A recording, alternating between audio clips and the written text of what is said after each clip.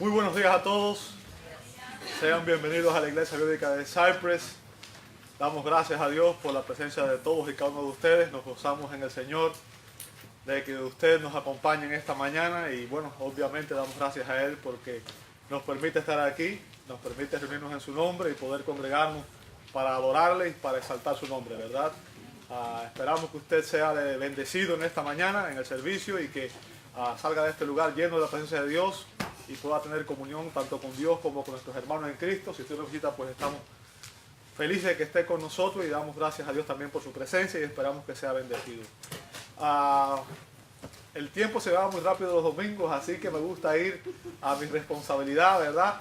Me paso una semana entera preparándome para el domingo. El domingo es el día más importante para mí. Y los domingos se me van muy rápido, así que quiero aprovechar al máximo. Te invito a abrir tu Biblia en Romanos capítulo 6. Hoy sí creo que voy a terminar esta parte. Creo. Voy a hacer lo posible. Romanos 6, versos 15 al 23. Empezamos este mensaje hace varias semanas atrás.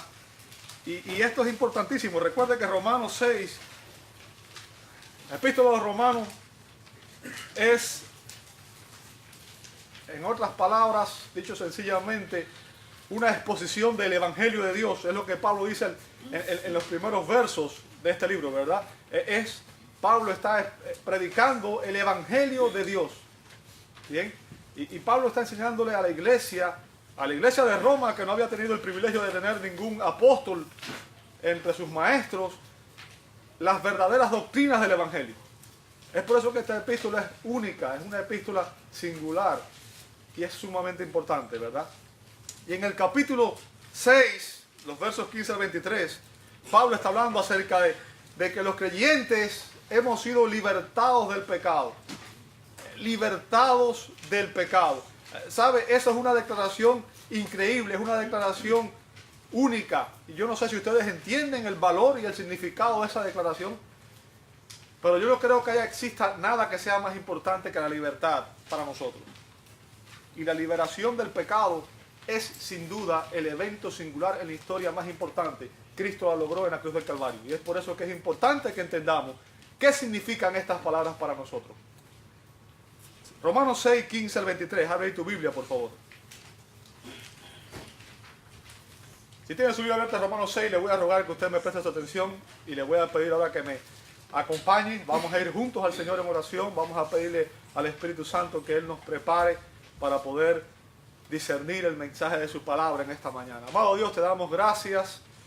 Gracias por permitirnos estar aquí. Gracias por cada uno de mis hermanos en Cristo. Gracias porque tú nos has permitido honrarte en esta mañana a través de nuestros cánticos, a través de la oración, a través de la cena, a través de este tiempo, Señor, en el que hemos podido adorarte de muchas maneras. Pero en esta hora, Señor, queremos adorarte a través del estudio de tu palabra y rogamos, Señor, que tu Espíritu sea el que prepare nuestras mentes y nuestros corazones y que tú nos ilumines para poder entender el mensaje de tu palabra en esta mañana, Señor. Que tú perdones cada uno de nuestros pecados y que tú nos laves con la sangre de Cristo, Señor. Y que tú nos ayudes para poder tener una comunión plena e íntima contigo, Señor. Una comunión personal. Y que de esta manera, Señor, tu palabra nos ministre y nos transformes para tu gloria, Señor. Lo pedimos en el nombre de Jesús y te damos gracias. Amén, amén y amén. ¿Puede un cristiano genuino vivir una vida de pecado? ¿Puede un creyente genuino, una persona que está realmente convertida, una persona que está en Cristo, vivir en pecado habitual? ¿Sabe? Si hiciéramos esa pregunta en las iglesias hoy, en muchas iglesias se respondería que sí. Existe en América, dentro de lo que se conoce como el dispensacionalismo, que es la corriente más fuerte, teológica más fuerte en América, un movimiento que surgió dentro de los profesores del seminario Dallas, que se llama Gracia Libre. Y ese movimiento resume el Evangelio en una sola expresión, y es: cree en el Señor Jesucristo y será salvo. Ya, si una persona recibió a Cristo, es salvo y después puede vivir como bien le dé la gana, como bien le parezca. En otras palabras, lo que ellos enseñan implica que si una persona hace una profesión de fe, ya es salvo independientemente de cómo viva después su vida. ¿Sabe? Esa es precisamente la pregunta que hace en Romanos capítulo 6, en el verso 15. Pero empezando en el verso 1, y nada más estoy usando esto como introducción, Pablo pregunta, ¿continuaremos en pecado para que la gracia abunde? Fuimos salvos por la gracia de Dios. ¿Vamos a continuar pecando para que la gracia de Dios siga abundando? O sea, ¿puede un creyente, después que conoce la gracia de Dios y ha sido salvo por la gracia de Dios, que conoce a Cristo, ¿puede un creyente seguir pecando? Esa es la pregunta que Pablo comienza haciendo en este capítulo. Y como usted ha oído, mucha gente dice que sí, pero sabe, la respuesta de Pablo es tajante. En el verso 2 él dice, me genoito, que significa de ninguna manera. No hay forma. Esto es imposible. Él mismo responde a la pregunta, no, y 1000 veces no. Es impensable que una persona que conoce la gracia de Dios pueda seguir viviendo una vida de pecado como la que vivía antes de estar en Cristo. Eso es improbable, imposible. Pablo deja claro que el evangelio de la gracia de Dios en Cristo ofrece libertad, no para que quebrantemos la ley moral de Dios, no para que vivamos como a nosotros nos da la gana, sino que Él demuestra que los verdaderos creyentes no están sin ley. No somos salvos por cumplir la ley, somos salvos por la gracia de Dios, pero la ley moral de Dios está vigente para nosotros y debemos ser obedientes a esa ley. ¿Ok? Y que en realidad estar en Cristo es ser esclavos de Cristo y que esa esclavitud trae como resultado la verdadera libertad y la santificación de todos aquellos que están en Cristo. Amén. Ese es el mensaje de Pablo en estos versos. En otras palabras, lo que Pablo está diciendo en Romanos 6, desde el capítulo 6, del verso 1 hasta el verso 23, es que los creyentes fuimos libertados del pecado para que vivamos en santidad. ¿Me escuchó? Los creyentes fuimos liberados del pecado para que vivamos en santidad. Ese es el mensaje de Romanos 6 y de Romanos 7 también, por cierto. ¿Okay? Y el apóstol en este pasaje nos presenta su argumento y nos describe el ataque a la doctrina, nos describe un análisis de ese argumento, y eso ya lo hemos visto. Nada más voy a hacer un recorrido rápido y voy a seguir adelante, ¿verdad? El ataque está también en el verso 15. Fíjense que él vuelve a preguntar, ¿pecaremos porque no estamos bajo la ley, sino bajo la gracia? La misma pregunta de otra manera. 2 veces a la misma pregunta. ¿Ok? Y recuerda, él está enfrentando aquí tanto los legalistas como a aquellos que están en contra de la ley, los antinomianos. Y está diciendo, ¿sabes qué? Los dos están mal. Los dos están equivocados. Los dos no han entendido el evangelio de la gracia. Ambos. Y después nos da el argumento en el verso 16. Dice que si no sabéis que si sometéis como esclavos para obedecerle, soy esclavo de aquel a quien obedecéis, sea del pecado para muerte o sea de obediencia para justicia. Pablo está diciendo, ¿sabe? En el mundo existen 2 caminos, 2 tipos de vida. Los que están en Cristo y los que están en Satanás. Los hijos de Dios y los hijos del diablo. Los que están en tinieblas y los que están en la luz. No puede haber una persona que esté en ambos reinos al mismo tiempo. Usted está en uno o en otro. Toda persona nace en pecado y por tanto toda persona nace esclavizada al pecado. Por naturaleza somos pecadores y nacemos en esa condición. Así que por nacimiento todos éramos esclavos del pecado. Usted, yo y toda persona. Pero por la gracia de Dios, mediante la fe en Cristo, usted y yo nos convertimos en esclavos de Dios, siervos de Dios. Y como dice Stott, yo creo que les puse otra vez la cita ahí, el argumento de esta sección entonces es que nuestra conversión, este acto de rendirnos a Dios, conduce a un estado de esclavitud, y la esclavitud implica ¿qué cosa? Obediencia. ¿Sabe? La característica distintiva de un creyente genuino es su obediencia a la palabra de Dios. Ustedes son mis discípulos y hacen lo que yo les digo, dijo Jesús. ¿Sabe? La diferencia entre el hombre sensato y el insensato es que el insensato no obedeció la palabra. Hizo lo que él pensaba que, ¿verdad? Entonces tenemos que entender que la obediencia es la característica distintiva del verdadero cristiano. El sometimiento a Dios. Y después Pablo hace un análisis de su argumento del verso 16 y vimos en primer lugar la posición del cristiano. La posición del cristiano.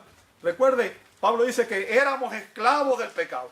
Éramos en pasado. Un cristiano ya no está esclavizado por el pecado. ¿Entiende eso? Eso dice el verso 17. Dice, pero gracias a Dios que aunque erais esclavos del pecado. ¿Lo ve ahí? Esa era su condición antes de estar en Cristo. ¿Verdad? Dice, habéis obedecido de corazón. Esa es la característica distintiva del cristiano. El cristiano obedece de corazón. No obedece en apariencia. No obedece solamente por fuera. Obedece por convicción personal. Aquella forma de doctrina de la cual fuiste entregado. Dice, y libertados del pecado. Fíjense que lo dice clarito ahí. Un cristiano ha sido libertado del pecado. Es por eso que un cristiano no puede vivir una vida de pecado habitual. ¿Por qué? Porque sería inconsistente con su nueva naturaleza. Dice, viniste a ser, ahí dice siervos del pecado, pero la traducción es incorrecta. Sería esclavos de la justicia, es lo que dice ahí. ¿Me sigue hasta ahí? Por la gracia de Dios, por el poder de Dios. Yo creo que usted entienda cuando definimos el concepto de charis, gracia, charis, no es solamente algo que nos libera del pecado y nos abandona, sino que la gracia de Dios es la que nos salva y es la que sostiene nuestra salvación de principio a fin. Si no fuera por la gracia de Dios, ninguno de nosotros sería salvo. Si la salvación dependiera de nosotros, perderíamos la salvación inmediatamente, instantáneamente. ¿Ok? Cristo nos redimió.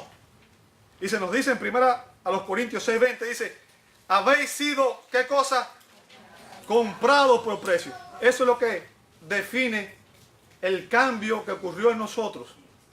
Fuimos comprados. ¿A quién se compraba? A un esclavo. Usted era esclavo del pecado. Yo era esclavo del pecado. Cristo vino a liberarnos de esa condición. Dice que vino, dice, habéis sido comprados por precio. Y después, note lo que dice. Glorificad pues ¿a quién? A Dios. ¿Dónde?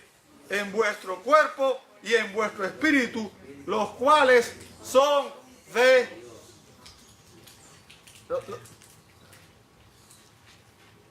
Gracias a lo que Cristo hizo por nosotros, fuimos comprados, le pertenecemos ahora a Dios. Y se demanda de nosotros, se demanda de cada cristiano, que glorifiquemos a Dios en nuestro cuerpo y en nuestro espíritu. No solamente que lo honremos en nuestro espíritu y que digamos Cristo es mi Salvador, sino que también lo obedezcamos y vivamos de acuerdo a esa verdad y lo honremos aún con nuestro cuerpo físico. Bien, el mensaje es simple. Antes teníamos un Señor, Satanás y el pecado. Ahora tenemos un nuevo Señor. ¿Quién es? Cristo. Y por tanto un cristiano que es un seguidor de Cristo es aquel que imita el ejemplo, la vida de Cristo. Aquel que desea vivir como Cristo. Eso es lo que define el cristianismo. Queremos ser como Cristo. Queremos ser imitadores de su ejemplo. Honrarlo. Él dio su vida para rescatarnos.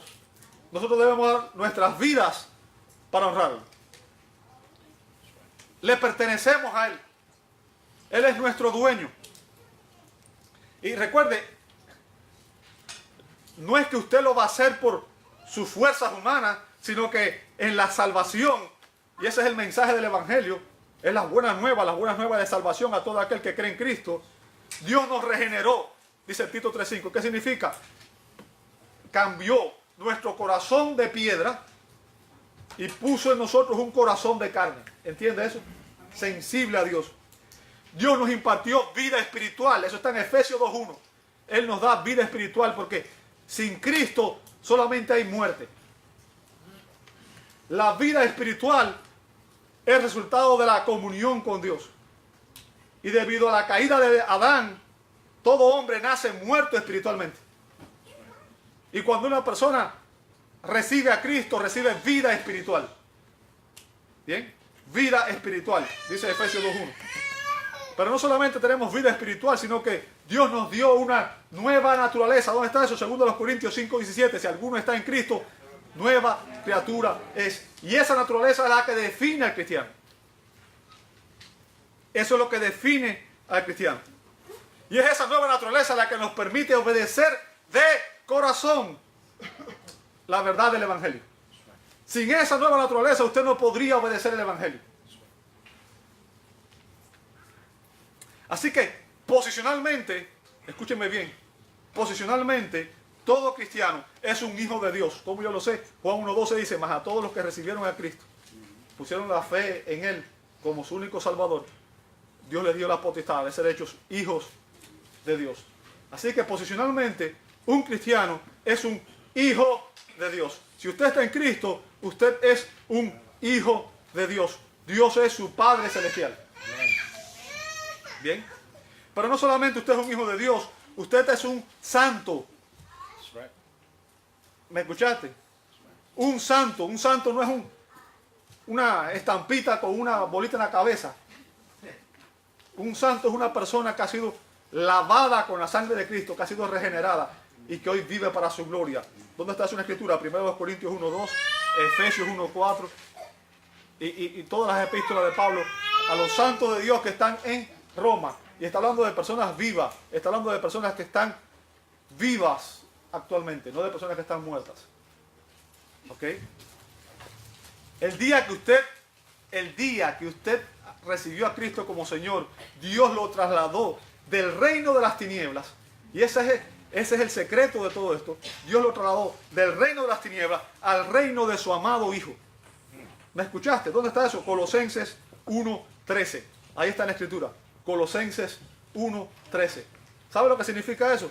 Posicionalmente, hoy tú estás aquí, físicamente, pero posicionalmente tú estás en el reino de Dios, en presencia del Padre. Amen. Espiritualmente, allí está tu ciudadanía, allí está tu identidad, allí está tu familia en Cristo, allí está tu Padre Celestial.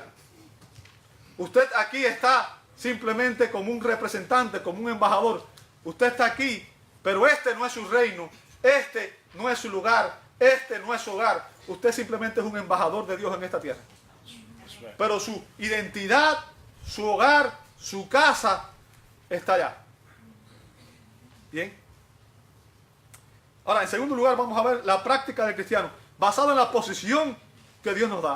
O sea, basado en el cambio que Dios hace en nosotros. Dios espera que usted y yo reaccionemos y actuemos de una manera diferente, ¿verdad?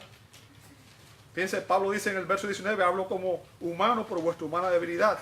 O sea, Pablo usa una ilustración de la vida práctica para explicar una verdad del reino de los cielos. Dice que así como para iniquidad presentaste vuestros miembros para servir a la inmundicia, y la inmundicia tiene que ver con la inmoralidad, ¿ok? Y tiene que ver con también con la cuestión sexual. Dice, y a la iniquidad, ¿sabe? Ahí está el término que usa, es anomia, sin, es como cuando usted dice es ateo, no cree que Dios exista, sin Dios, ¿verdad? Anomia significa sin ley. Las personas sin Cristo, la persona inconversa, no reconoce la ley de Dios, sino que quiere establecer su propia opinión como su reino de vida, como su estilo de vida. Y eso es lo que hacíamos todos nosotros, ¿sí o no? Queríamos hacer nuestra propia voluntad, nuestras propias decisiones, escoger nuestro propio camino. Ahora, eso es lo que define a un inconverso. Un inconverso rechaza la ley de Dios. Yo quiero que usted entienda, las leyes de Dios son universales. Todas las leyes de Dios son universales y se aplican siempre, no importa de si usted las conoce o no las conoce. Las leyes que rigen el universo se rige por leyes. Leyes físicas, leyes espirituales. Esas leyes las estableció Dios, que es el legislador. Y no importa si usted las cree o no, al final esas leyes se cumplen siempre. Si usted brinca de un edificio, se va a caer y se va a matar. Usted puede no creer que la ley de gravedad existe, pero la ley de gravedad existe. Créalo usted o no, entiéndalo o no. Y es lo que tenemos que entender. Rechazar la ley moral de Dios no implica que Dios no va a aplicar esos principios a nosotros. ¿Bien? Ahora, lo que Pablo está haciendo aquí, en los versos 19, es explicándonos a nosotros cómo nuestra posición espiritual y nuestro nuevo lugar en Cristo debe manifestarse en la práctica. ¿Ok? En la práctica, en nuestro estilo de vida, en la manera que nos comportamos. Y lo que Pablo está haciendo es exhortándonos a que vivamos de acuerdo a nuestra nueva naturaleza. ¿Sabe? El conocimiento doctrinal debe manifestarse en la conducta. Si todo lo que yo hago es aprender acerca de la Biblia, pero no aplico lo que la Biblia enseña, estoy engañado. Mi conocimiento doctrinal debe evidenciarse en mi vida diaria, en mi día a día, ¿ok? En la manera que yo me comporto. Ahora, debido a que estamos bajo la gracia y somos esclavos de la justicia, usted y yo tenemos un nuevo amo a quien obedecer. Pablo nos dice en Gálatas 5:19, fíjense lo que dice Pablo, dice, digo pues, anden en el Espíritu y no satisfagan los... O sea, ahora usted y yo tenemos que andar en el Espíritu, andar en obediencia a Dios mismo, que es nuestro amo, ¿ok? Y caminar acorde a la voluntad del Espíritu para nosotros. Y no satisfacer los deseos de la carne, porque la carne es la parte que todavía hay en nosotros que no ha sido regenerada. Recuerde, el ser humano, bueno, hay algunos, en esto hay discusión, algunos dicen que son alma y cuerpo, y otros dicen que son espíritu, alma y cuerpo. No importa cuál de los dos al final. Los que dicen que es alma y cuerpo, de todos modos también creen en el espíritu. Bueno, el punto es el siguiente. El día de tu regeneración, tu alma fue regenerada y recibiste vida espiritual. Pero tu cuerpo físico no lo fue. Nuestros cuerpos físicos van a ser regenerados el día que partamos con el Señor. ¿Ok? El día que el Señor venga por su pueblo, ese día que usted sea resucitado. Y es por eso que en el cuerpo físico es donde todavía somos tentados. ¿Me sigue hasta ahí? Pero a los creyentes se nos dice, ¿sabes qué? Ustedes deben andar en el Espíritu. Y en Gálatas 5 se nos dice cuáles son los frutos del Espíritu, que es lo que todos estamos buscando. Lo que usted está buscando está en Gálatas 5, dice amor, paz, bondad, benignidad, fe, mansedumbre, templanza. O sea, esas son las cosas que todo el mundo quiere, ¿cierto? Pero la única manera de adquirir esas cosas es cuando usted está caminando bajo el Espíritu Santo, la guía del Espíritu Santo. Ahora la pregunta es, ¿cómo yo puedo saber si estoy caminando en el Espíritu Santo? Quizás usted pregunte eso, ¿cierto? ¿Cómo yo puedo saber si estoy caminando en el Espíritu Santo? Le voy a dar una respuesta sencilla. ¿Usted quiere saber si usted está caminando en el Espíritu Santo? Si usted está obedeciendo la Escritura, usted está caminando en el Espíritu Santo. ¿Sabe por qué? Porque la Escritura fue revelada por el Espíritu Santo y en ella está la voluntad revelada de Dios y por tanto es la voluntad de Dios para su vida. Amén. Tan sencillo como eso. Si usted está actuando en contra de lo que la Escritura le enseña, usted está caminando en la carne y se está rebelando contra Dios. ¿Lo ve? No es complicado. Nosotros lo complicamos porque queremos vivir como nos da la gana. Pero es sencillo. ¿Cierto? Es sencillo.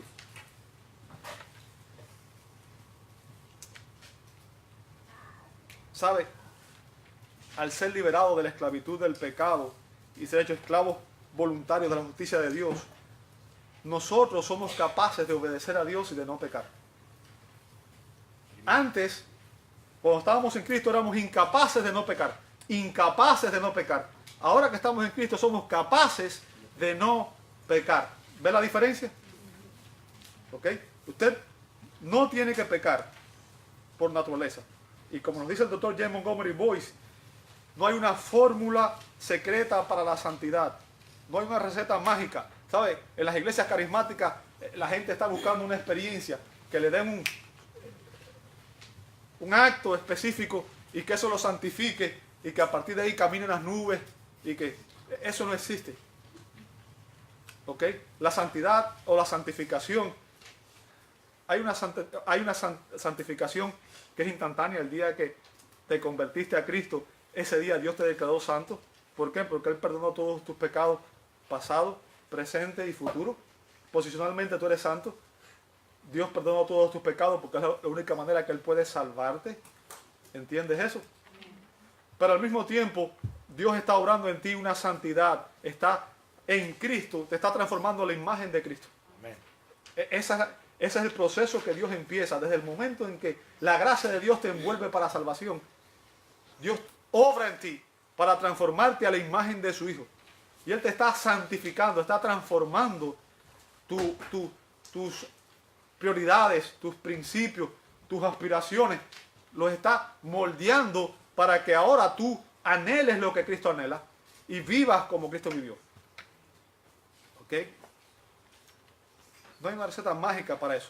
El único medio es darse cuenta de lo que Dios ha hecho por nosotros y luego disciplinar los miembros de nuestro cuerpo, o sea, nuestras mentes, nuestros ojos, nuestros oídos, nuestras lenguas, nuestras manos y nuestros pies, para actuar en consecuencia. En otras palabras, tenemos que aprender a obedecer la verdad y tenemos que someternos a esa verdad y tenemos que practicar la disciplina, algo que nos cuesta mucho a nosotros. Sobre todo los hispanos, no somos muy disciplinados. Sin Cristo. Pero yo quiero que usted entienda, si usted está en Cristo, ya usted no puede pensar como pensaba antes. Porque aquí lo importante no es si usted es hispano. En la iglesia no hay nacionalidad. Para Dios no hay nacionalidad. Todos somos iguales. ¿Verdad? Ahora, si usted está en Cristo, usted tiene que entender que usted debe aprender a vivir la vida como Cristo la vivió. Y la disciplina es parte de lo que tenemos que aprender a hacer. Tenemos que aprender a disciplinarnos a nosotros mismos. ¿Ok? Y aunque todavía es posible que un cristiano peque, el punto que Pablo está haciendo es que ya no somos esclavos del pecado y no podemos vivir en pecado habitual. Eso es lo que dice el apóstol Juan también, ¿verdad? ¿Por qué? Porque ahora somos libres de no pecar y se nos demanda que ejerzamos esa habilidad divinamente provista. O sea, es algo que Dios nos permite hacer. ¿Ok? Debemos obedecer a nuestro Señor. Y vemos la promesa en el verso 20 al 22. Verso 20 al 22 dice, cuando eras esclavo del pecado, eran libres acerca de la justicia. Está hablando de cuando usted estaba sin Cristo, era libre acerca de la justicia. Ahora, ¿qué significan estas palabras? ¿Sabe? Encontré una excelente explicación del doctor David Martin Lloyd-Jones. David Martin Lloyd-Jones dice, las personas que no es cristiana no tienen ninguna relación con la justicia. No es gobernada por la justicia.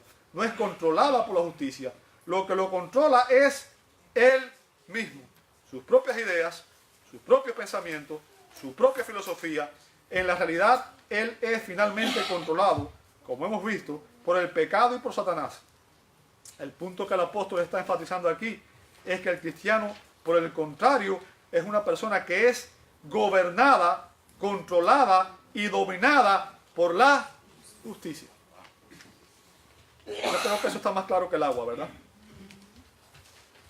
Y recuerde una cosa, que si usted quiere entrar al reino de Dios, la única justicia que Dios acepta es la justicia de Cristo. En otras palabras, no depende de su desempeño, no depende de sus obras, no depende de sus méritos. Usted puede ser la mejor persona del mundo, la más moral, la que mejores acciones haga en este mundo, y sin embargo ir directico al infierno.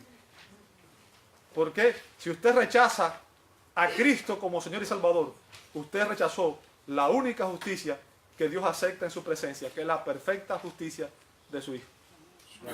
¿Me escuchó? La justicia de Cristo nos es acreditada, nos es imputada en la salvación.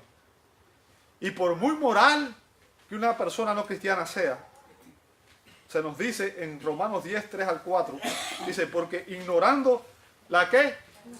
La justicia de Dios. O sea, ¿quiénes la ignoran? Los que no son creyentes en Cristo. Ignoran la justicia de Dios. Ignoran el estándar perfecto de justicia de Dios. Dice, y procurando, ¿qué cosa? Establecer la suya propia. ¿Sabe qué eso es lo que hacen los incrédulos? Tratan de establecer su propio estándar de justicia. Su propio estándar de moral. ¿Por qué? Porque ellos están contra la ley de Dios. ¿Bien? No se han sujetado a la justicia de ¿quién? La justicia de Dios. Porque el fin de la ley es Cristo para justicia a todo aquel que cree. ¿En quién? En Cristo. O sea, sin Cristo, a menos que usted vaya recubierto con la justicia de Cristo, revestido con la justicia de Cristo, usted no va a entrar al reino de Dios. Aunque usted haga todas las obras buenas que haga. Es por eso que la Iglesia Católica es un sistema falso de principio a fin, porque todo su sistema está basado en obras. Y niega la perfecta obra de Cristo, el Redentor. Negar a la obra del Redentor y pensar que usted puede añadirle algo a lo que Cristo hizo por nosotros es una aberración del Evangelio. No importa quién le enseñe. ¿Ok? No importa quién lo enseñe. ¿Sabe? Sus obras más justas. Yo quiero que usted entienda. La Biblia define que para nosotros, nuestras obras más justas, dice, Dios dijo en Isaías 64:6, dice, si bien todos nosotros, fíjense, todos nosotros somos como suciedad y todas nuestras justicias son como trapos de inmundicia. ¿Sabe? Eso es una traducción un poco asquerosa, por eso no lo voy a hacer. Pero lo que está diciendo es que sus obras más justas delante de Dios no tienen ningún valor, ningún mérito para llevarlo al cielo. ¿Me escuchó? ¿Sabe? Jesús dijo muy claro en Mateo 6:24 que nadie puede servir a dos señores. O usted es esclavo del pecado, o usted es esclavo de la justicia. ¿Ok? ¿Por qué? Estos dos señores están en una lucha mortal y cada uno demanda el todo del hombre. Demanda que usted le rinda a él todo lo que usted es. No podemos servir al pecado y a la justicia al mismo tiempo. Usted no puede estar en Cristo y al mismo tiempo estar en Satanás o siendo esclavo del pecado.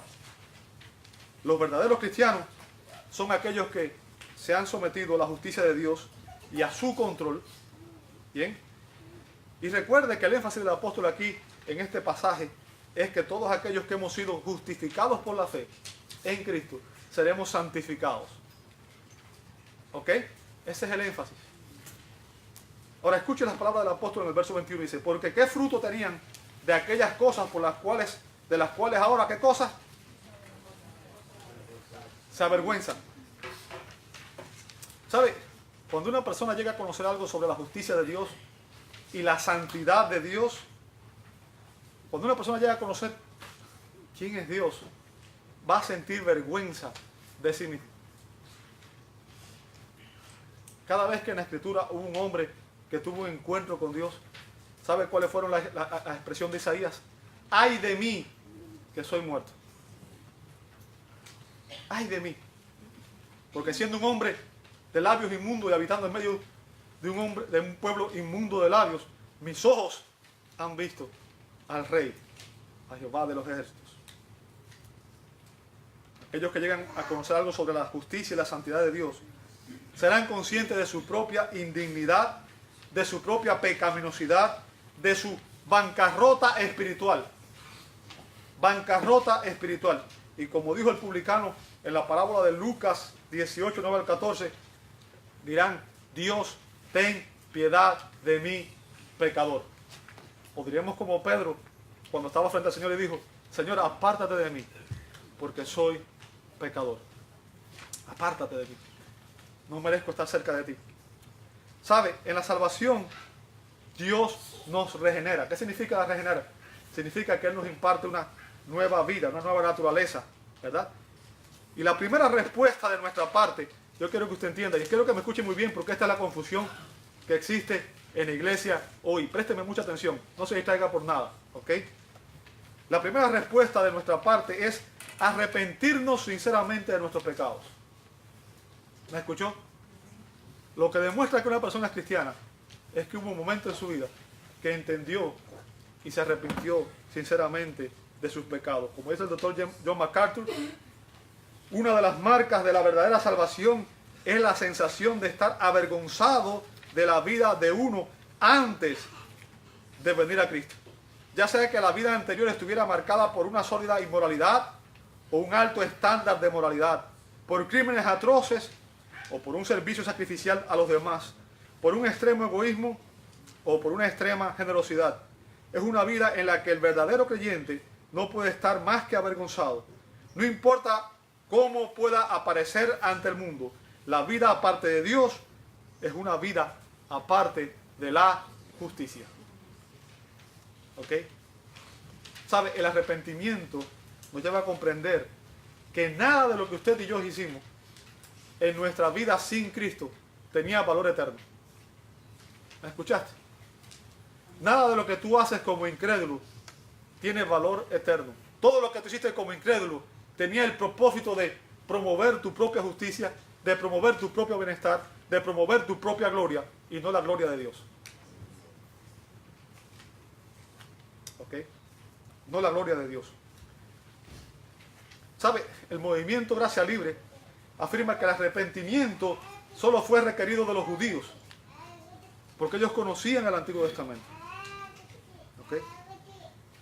Pero yo quiero que tú leas en Hechos 17, 30 y 31 dice, pero Dios, habiendo pasado por alto los tiempos de esta ignorancia, ahora manda ¿a quiénes? A todos los hombres. El término hombre ahí es genérico, implica a todas las personas, hombres y mujeres. Manda a todas las personas. ¿A qué cosa? ¿En dónde? En todo lugar. O sea, no en Judea, no en Samaria, no en Jerusalén, sino que hasta lo último de la tierra. En todo lugar. ¿A qué cosa? ¿Sabe? Es un mandato de Dios. Arrepiéntase de sus pecados. ¿Por qué? Porque a menos que te arrepientas de tus pecados y vengas a Cristo en busca de salvación, no vas a recibir el perdón que estás buscando.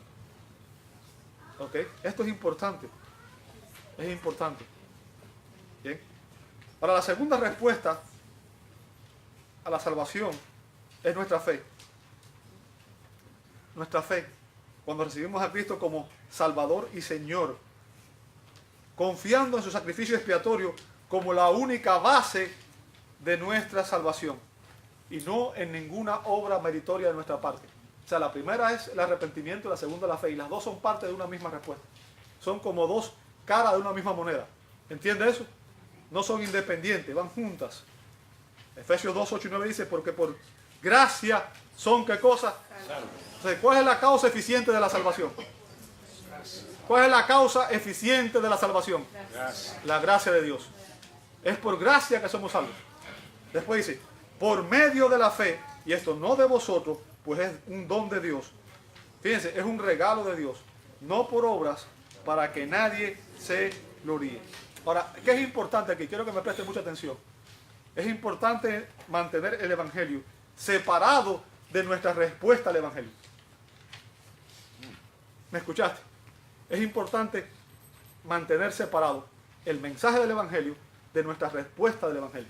La fe tuya y la fe mía no es parte del mensaje del Evangelio. Simplemente la respuesta al mensaje del Evangelio. Pero no puedes incluir tu fe como parte del mensaje del Evangelio, porque eso sería añadirle algo al Evangelio. ¿Me escuchaste lo que estoy diciendo? La respuesta adecuada al mensaje del Evangelio es la fe. Pero no debemos hacer de la fe una parte del mensaje del Evangelio. La fe es la respuesta que tú y yo damos a esa gracia de Dios que se manifiesta en nosotros cuando Dios nos regenera, nos transforma y nos salva. Después Pablo dice, porque el fin de ellas es muerte. O sea, está hablando de las obras que hicimos antes de estar en Cristo. ¿Verdad? El único resultado posible del pecado, escúchame bien, el único resultado posible del pecado es la muerte. Muerte, no es otro. Lo que parece que nos causa bienestar, gozo, alegría al momento, al final nos lleva muerte.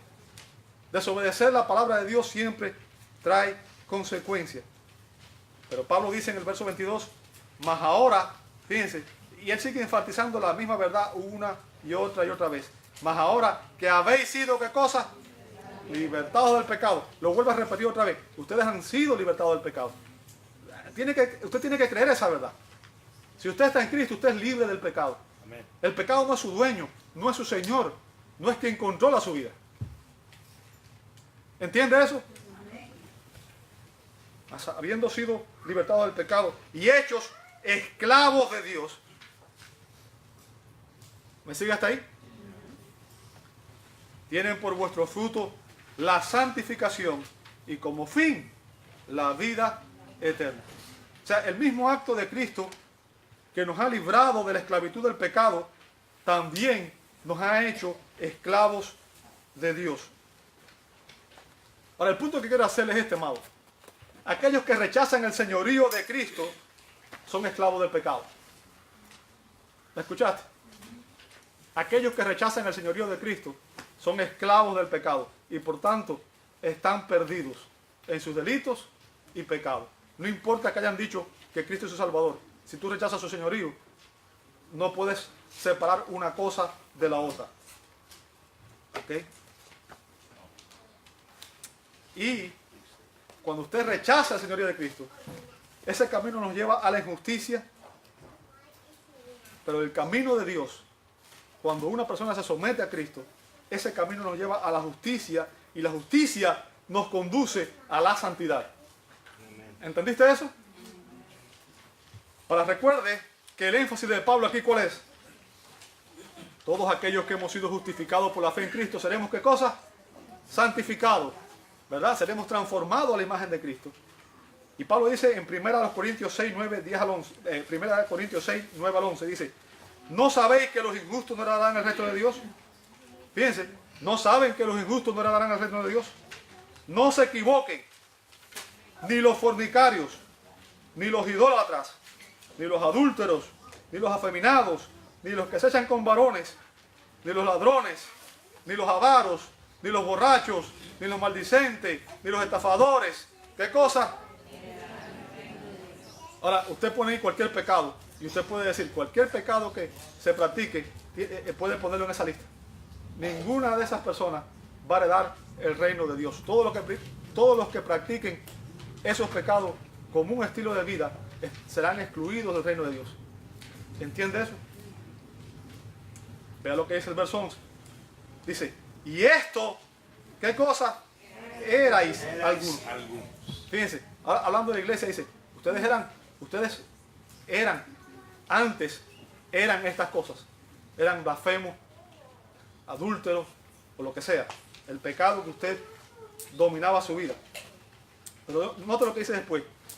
Mas ya habéis sido, ¿qué cosa? Fueron regenerados. Ya habéis sido, ¿qué cosa? Santificados. Ya habéis sido, ¿qué cosa? Justificados en el nombre del Señor Jesús y por el Espíritu de nuestro Dios. ¿Qué significa? Esa obra ya empezó en usted el día de su salvación. ¿Me sigue hasta ahí? Por la gracia de Dios hemos sido libertados del pecado, de la pena del pecado y del poder del pecado. ¿Ok?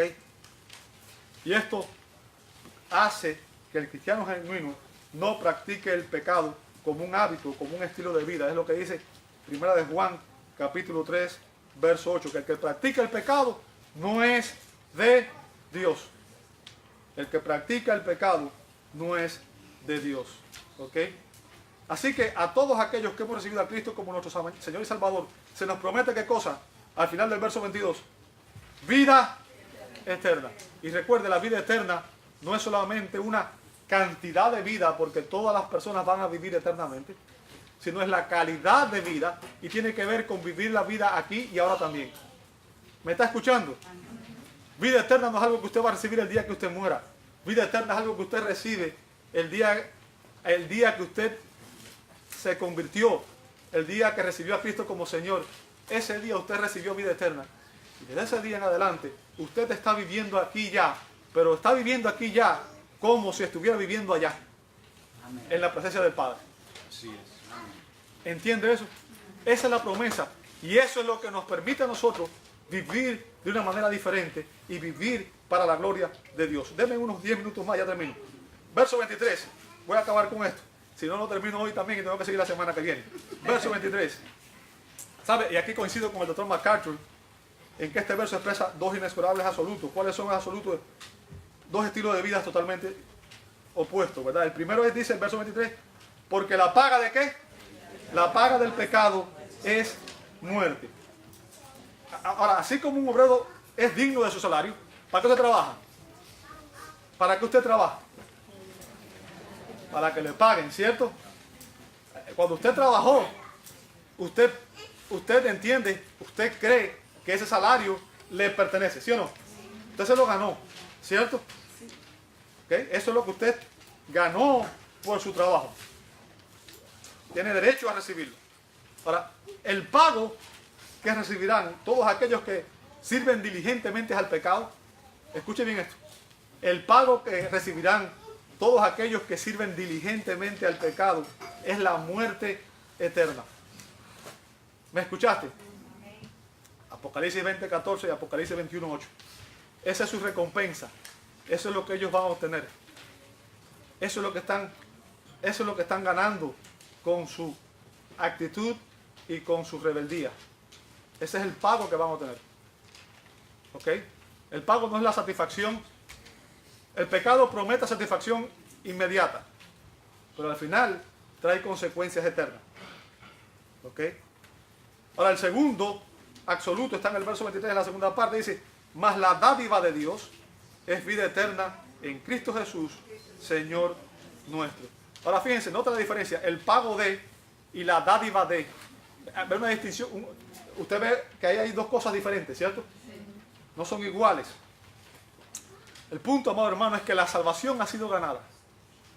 Escúchame muy bien. La salvación ha sido ganada, pero no por el pecador. No por ti, no por mí, sino fue ganada por Cristo en la cruz del Calvario. Él dijo, consumado es.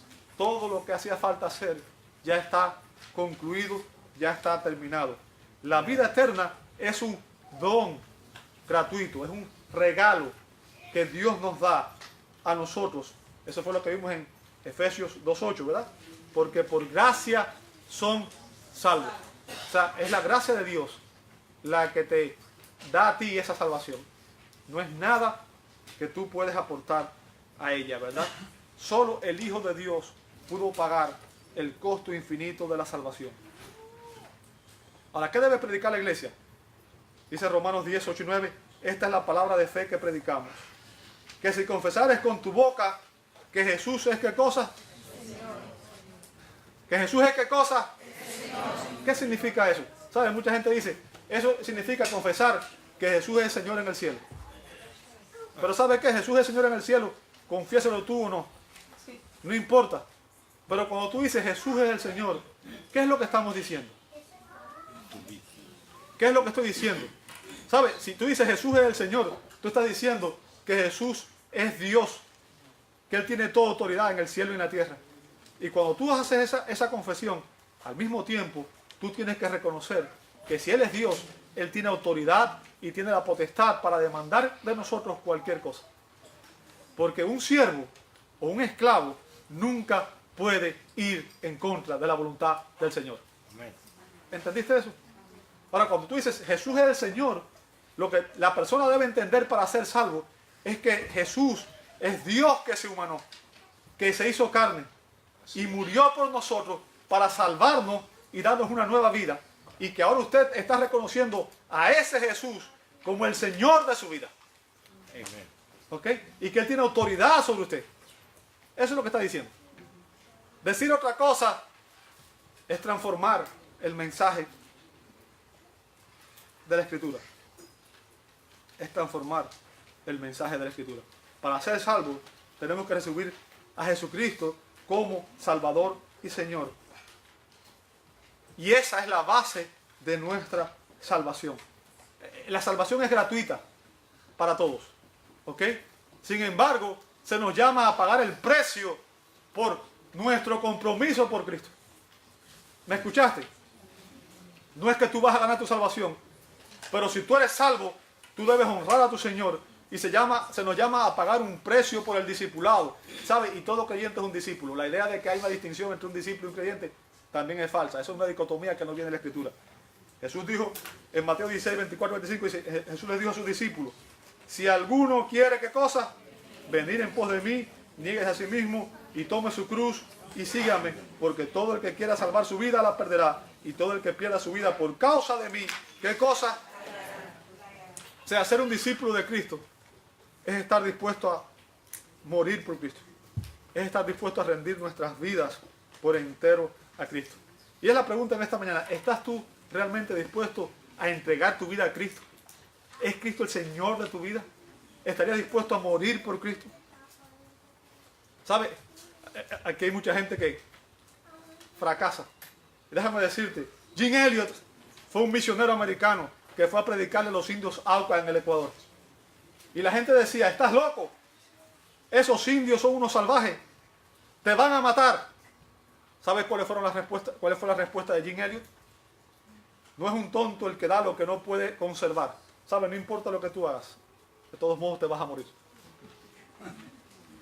No importa lo bien que te cuides. No importa cuánto ejercicio hagas. No importa cuánta dieta hagas.